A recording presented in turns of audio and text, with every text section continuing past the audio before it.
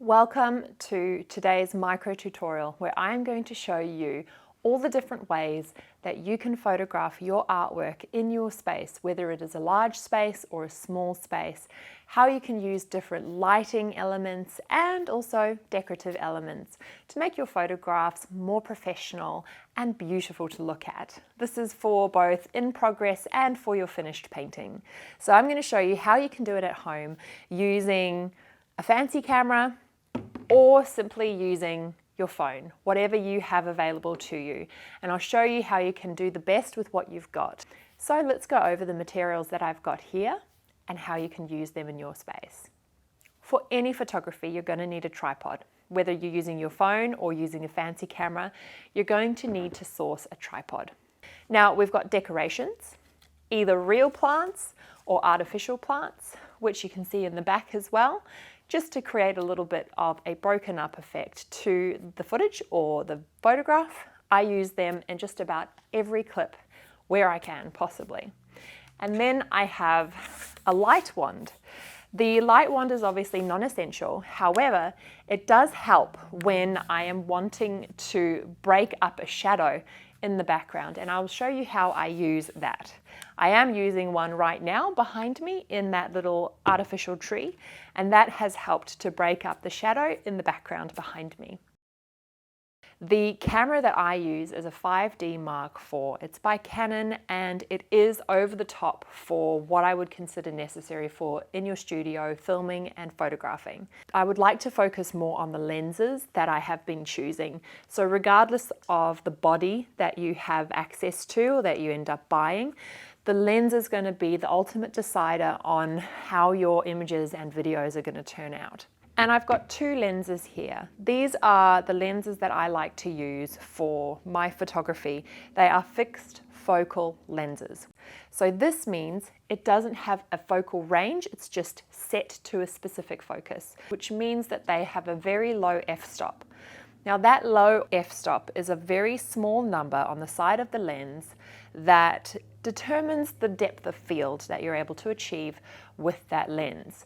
So the lower the depth of field, the more that blurred effect is going to become obvious. So when you want to create that really buttery, soft focus look to your photographs, a fixed focal lens is going to give you the best results. So this one here is a 30mm fixed focal lens. This is ideal for small spaces. And this one here is a 50mm lens.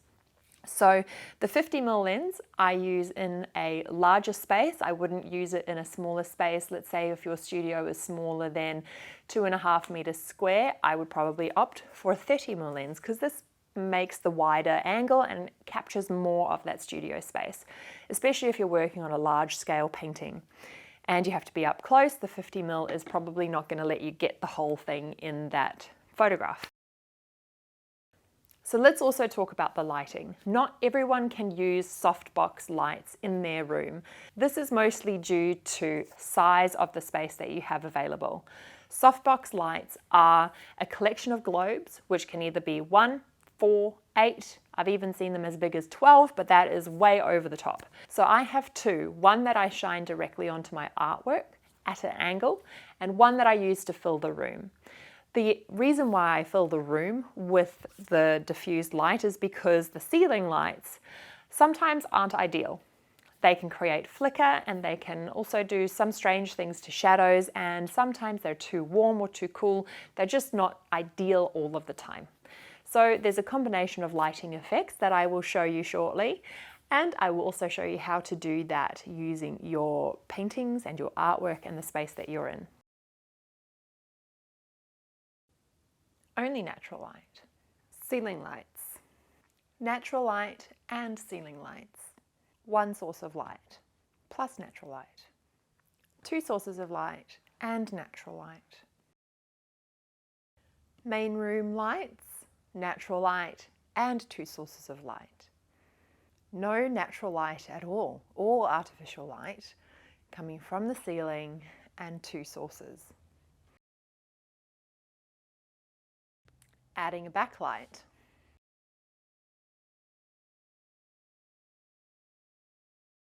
So let's move on to photographing a painting using different lights and different camera settings.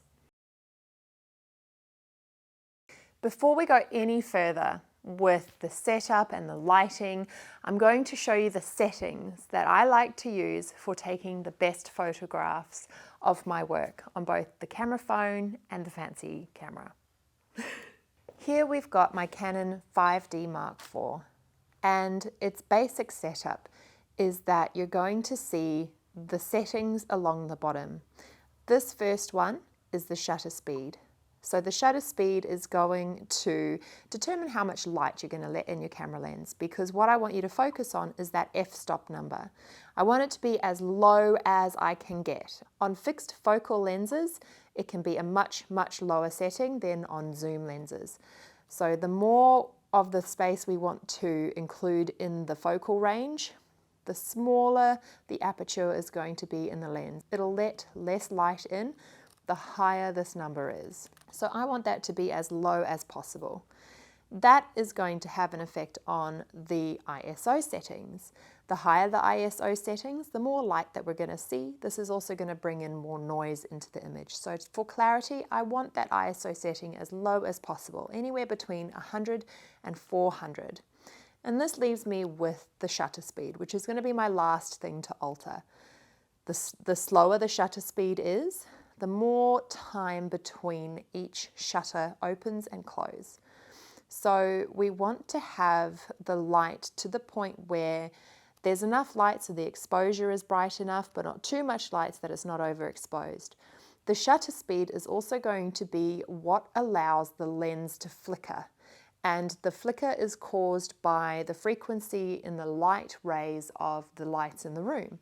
As we can see, I haven't had this issue with this lens, so I'm more focused on allowing the right amount of light into the room.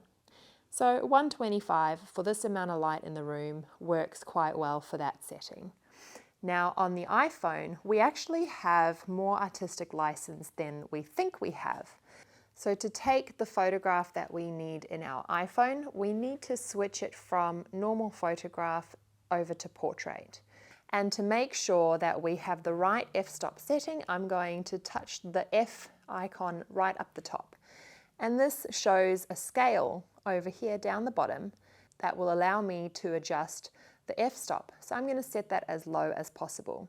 And now I want to change the exposure, and I'm just going to touch on the plus minus icon, and this is going to help me to determine my exposure, and that's essentially adjusting the shutter speed as we did in the Canon. And as you can see, the screen flicker varies depending on what that exposure is set to. So obviously we don't want this flicker in the footage or anything like that, so I'm going to choose an exposure that is low enough but not so low that it is causing that flicker, and this is simply so that I can make the contrast in the painting a little bit more accurate.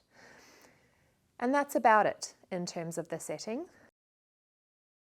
I'm going to start off with a very simple setup, and then progressively I am going to make it more complex and more decorative and more cinematic.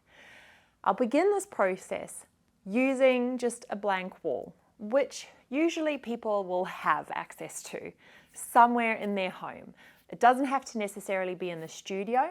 You can take it outside, you can use a shady area, whatever you've got access to, using a blank, simple canvas as your wall, for example, to start the process, essentially.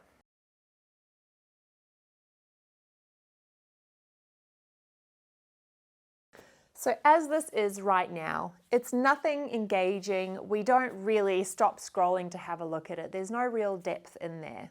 So the first thing that I would do in this situation, if I only had access to a blank wall, I had a tripod and my painting is ready to go, in order to add something that is a little bit more beautiful, I would look at something in the backdrop, adding just a simple element, whether it is a little bit of light or a little plant, something that will make this photograph just a little bit more beautiful.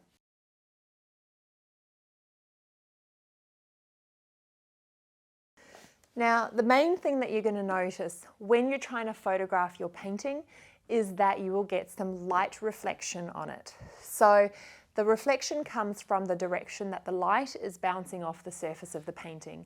And the best way to change that is to move the light source around until you don't see that reflection in your camera. So let's experiment with that. Usually with the softbox light, I will move it so that it is at about 45 degrees from the painting itself, and the light will bounce off it and then go past where the light is being filmed from. So as you can see, we have a reflection of the surface of the painting, and you can see that quite strongly here. And this is also true for what we're able to get in that iPhone. And that reflection is fairly frustrating.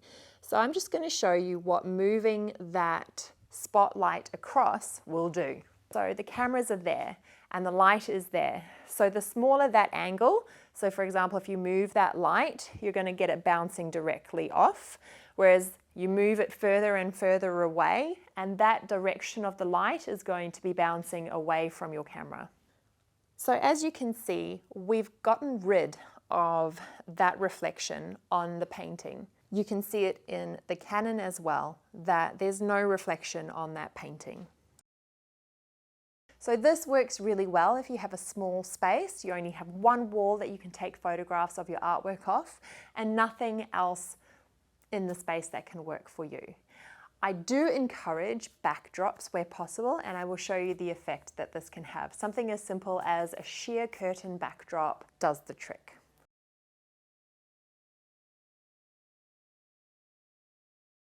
So we have one light source, we have room lights, we've also got light coming in from the main door. But this is a pretty straightforward setup. I'm going to now move the artwork further away from the wall so that that short f-stop, that small focal area, can start coming into play. The further we move the artwork away from the wall, the more dramatic that depth of field is going to become. So we're able to make the wall fade into the background and the focal point, which is the painting, really stand out and look really crisp. So if you're able to add some elements to your backdrop, this will enhance that look again. So what I want to add, some decorative things like furniture, pot plants, even other artwork. If you have a tone in your wall, that's also really nice, rather than photographing directly onto a white wall. So if you only have a white wall that you can use, then adding things like furniture will help to create that depth perception in the field of view. So let's move this painting forward.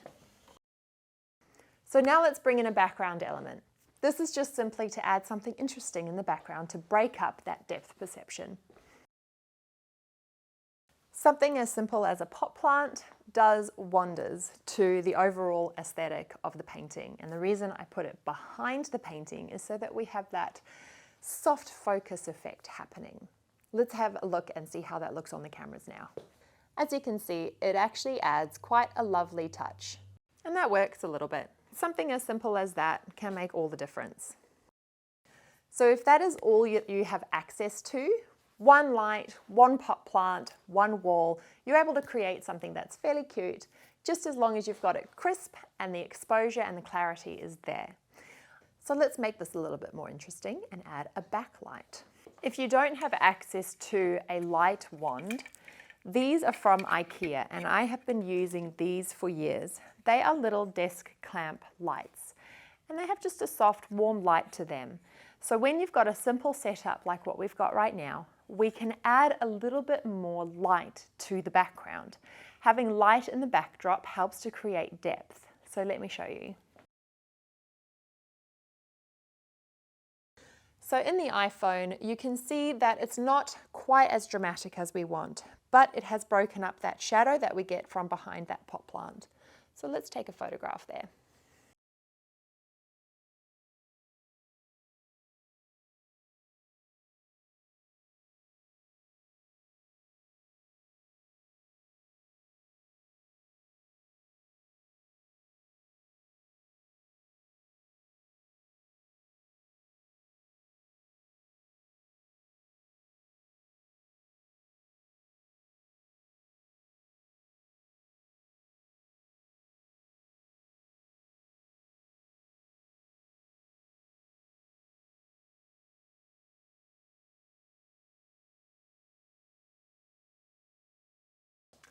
So this is fine for smaller spaces. You'll end up having very little depth of field. If we want to really take this to a whole new level, we're going to maximize a bit more floor space. So I'm going to move the painting now 2.5 meters away from the wall. So now we're moving into slightly larger room territory here. We've got now 2.5 meters behind the painting. I have left the decorative elements that we added at the start there to just sort of show you the difference between a little bit more of a gap between the background and the painting itself can do to the overall image.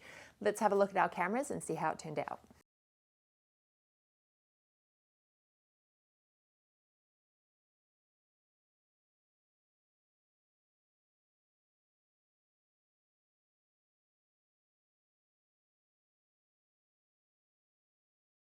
So as far as a very simple classic background goes, just adding something as simple as plants can be really helpful to enhancing the look of the photographs that you're taking. Now we've added quite a lot of light to the background of these images, but now let's look at how we can increase the drama and the overall contrast behind the painting. So my main focus when creating these more dramatic or even just the better quality images is focusing on the backdrop behind the painting, so the room that the painting's in. Putting a painting simply just flat on the wall doesn't always work in terms of creating the best quality images. It's always creating the environment. So in order to create a more dramatic light effect, we're going to limit the light that we use in the image itself. I want to have a light on the surface of the painting and only one light in the background. But I want to angle that light in a very dramatic way so that we can create that light and dark contrast. I'm going to limit the natural light in the room and I'm going to turn off the ceiling lights. So I have angled the light here in the back. I've still got this spotlight that's filling the room with a little bit of light. Now where we put this light is going to have a rather large effect on how the light feels in the space. I want to minimize the amount of light in the backdrop, so I'm going to point that up to the ceiling and away, and I'm actually going to put this little tiny spotlight, I've got it on a stool here, and just angle it down and see how that changes things. So it's got a feeling like it's on stage, kind of. So let's have a look at how this looks in our footage. As you can see, this has created quite a dramatic lighting in the background there. We've got some stronger colors in the background coming through, and it's just got a lot more interesting tones happening. That ombre effect that's happening because of that soft light in the background is beautiful. I really like how that looks. We can simplify the image a lot more by removing foliage from here. It's up to you what you like in your painting, in your image.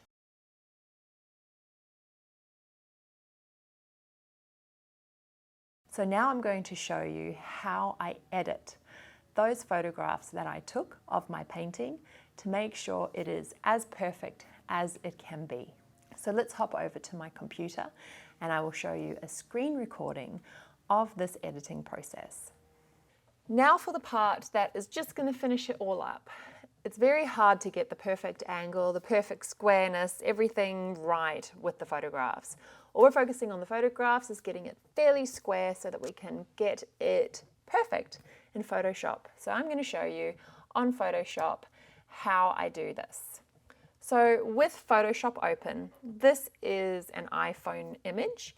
And as you can see, it's not quite square. There's a little bit of warping. It's not perfect. So what I'm going to do is I'm going to hop over here where we've got the crop tool. And I'm going to select perspective crop tool. And I'm just going to drag that over the entire image itself. And you can see it comes up with this grid. And you can use this grid to line up all the angles and make sure that everything is square. You can see how as I move the corners, it drags the whole shape so that we can line things up. If you can't get it perfect, zoom right in and then you can make some smaller adjustments and just follow all the edges to make sure that you've marked where the corners are meeting up. So that bowing that we see, the fisheye lens effect, we can correct in the camera raw filter. Underneath that, we've got lens corrections. So we go filter, lens correction, and we just want to make a slight tweak. Just like that. Absolutely perfect. So now we go OK. And as you can see, we have lined up the square edges of the image itself. So if you wanted to leave it like that, it's fine. As you can tell, there is a little bit of a glare on this side, but overall that image is pretty good. You can probably tweak it a little bit and enhance the contrast. So I like to use the camera raw filter. And this, I like to usually just go auto to see how that changes it. So it has increased the saturation a little bit. So what we're going to do is actually, no, it's the vibrance. So I'm going to reduce the vibrance ever so slightly because I know what the painting looks like. So I'm ultimately just trying to get what we've got here on the canvas to match what I know the image looks like in real life. And let's see what it did with the shadows. So slight little tweaks. Decrease the amount of black. Ultimately, it's a very subtle change that we had to make, and that I'm actually very happy with. So now we've got this issue here where we've got the lighter source on the side of the painting where we had the light angled over it. Now I actually chose the side of the painting to place the light on that is lighter versus the darker side of the painting, and that has actually made this light graduation across the surface of the painting more natural, and I don't mind leaving that as it is. What I do mind is the bits of dust that we can see. Ideally, we would have gotten rid of that dust, just wiping it down before taking the photos. But if you didn't, like I didn't, we can just fix that by using the spot tool, the spot healing tool. So all I did was on the toolbar here is I selected the plaster and I used the spot healing brush tool. Now I'm not going to try and get rid of all of them, just the main big ones. So if there's a long piece of hair or big bits of dust in there, because canvas and linen and panel, they all have texture, and texture is going to capture the light, so we don't need to get rid of all of it.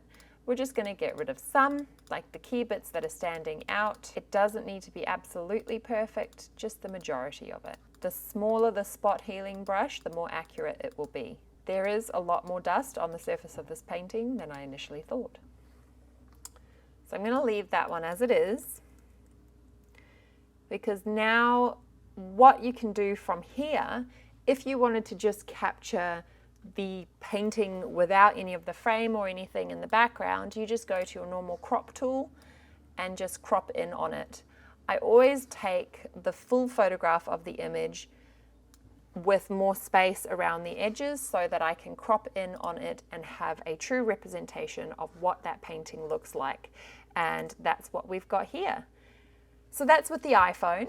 Let's go over to what we took with the Canon.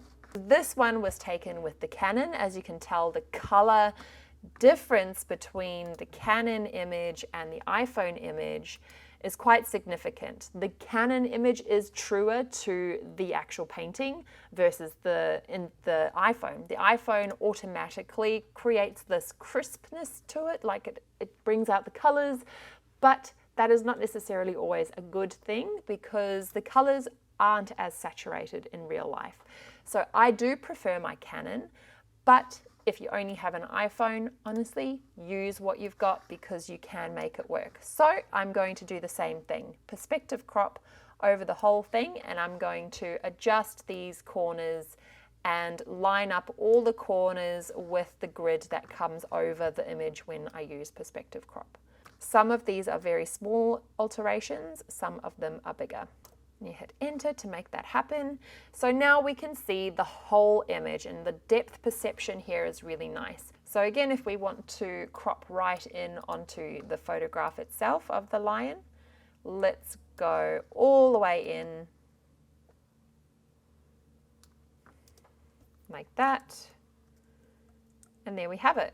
We're gonna then get a different edit that comes up with our Camera Raw filter. So let's see what happens there. It becomes a lot brighter. So I'd actually like to alter it myself just a little bit. Lessen the contrast a little.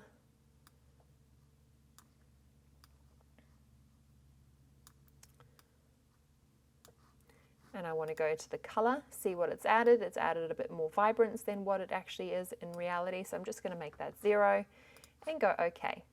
So now we've got a photograph of the painting, which if we were to photograph again, maybe we'd move the light away from the surface a bit more.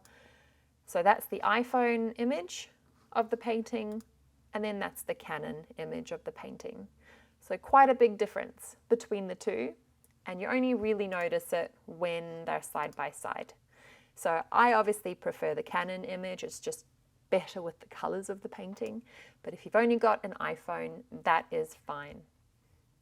And that is how I edit my photographs when I'm getting them ready to post. Thank you for joining me in today's micro tutorial. I hope you got some great ideas as to how you can utilize your space and create a more interesting backdrop for your photographs to make them more interesting and, in turn, increase the perceived value of your work as you represent it in the best way possible on all your platforms. Thank you for joining me, and I look forward to seeing you in the next tutorial.